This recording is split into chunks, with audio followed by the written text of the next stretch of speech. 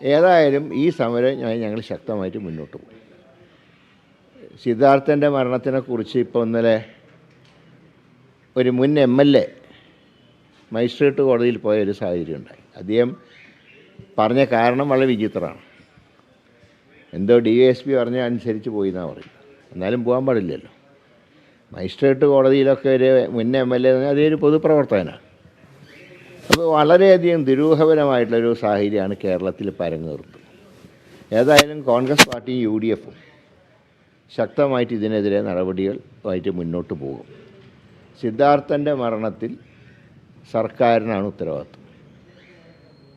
മറ്റ് വിഷയങ്ങളിലും വന്യമൃഗങ്ങളുടെ ആക്രമണം, ഇതിനെല്ലാം പുറമെ ആദ്യമായിട്ട് ശമ്പളം മുടങ്ങിയ അവസ്ഥ, ഇതെല്ലാം കേരളത്തിൽ വളരെയധികം ഭീതിജനകമായിട്ടുള്ള അന്തരീക്ഷം ഉണ്ടായിരിക്കുകയാണ്.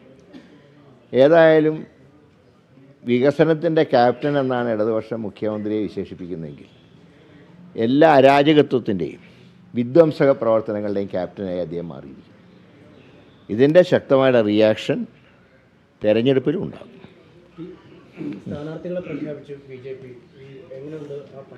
പട്ടികയെല്ലാം 2 or 3 സ്ഥാനാർത്ഥികളൊഴികെ എല്ലാം ദുർബലരാണ്. അതുകൊണ്ട് തന്നെ ഞങ്ങൾ ആദ്യം പറഞ്ഞ വോട്ട് കച്ചവടം, ആ കച്ചവടം ഏതാണ്ട് ഉറപ്പിച്ചിട്ടുണ്ട്. എനിക്ക് തോന്നുന്നത് 2 സീറ്റിൽ മാത്രമേ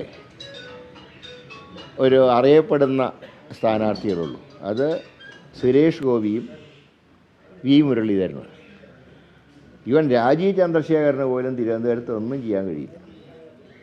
മിക്കവാറും ഇത്തവണ തിരുവനന്തപുരത്ത് മത്സരം LDFും UDFും ആയിട്ടാണ്. എന്നാൽ BJPക്ക് അക്കൗണ്ട് തുറക്കാനുള്ള ചില സാധ്യതകൾ ഇവിടെ CPM ഒരുക്കി കൊടുക്കുന്നുണ്ട്.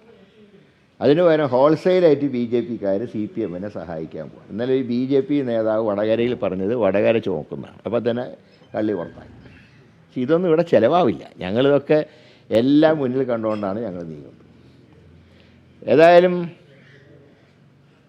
BJPയുടെ സ്ഥാനാർത്ഥികൾ വന്നപ്പോൾ അവരുടെ നേതാക്കളും പ്രവർത്തകരും തന്നെ ഇതിനെതിരായിട്ട് രംഗത്ത് വന്നിരിക്കുക. അനിൽ ആൻ്റണിക്ക് കിട്ടുന്ന വോട്ട് കൃത്യമായിട്ട് BJP നേതാവ് പറഞ്ഞ് 1 ലക്ഷം കിടക്കില്ലാണ്. കഴിഞ്ഞ ഇലക്ഷനിൽ 2.5 ലക്ഷം വോട്ട് കിട്ടിയ സ്ഥലമാണ്.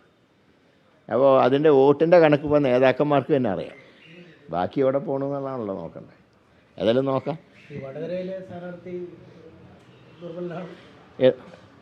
ഞാനിപ്പോഴാണ് ഒരു പേര് കേൾക്കുന്നത്. അദ്ദേഹം ഈ ഇലക്ഷൻ അദ്ദേഹത്തിൻ്റെ സ്ഥാനാർത്ഥിത്വം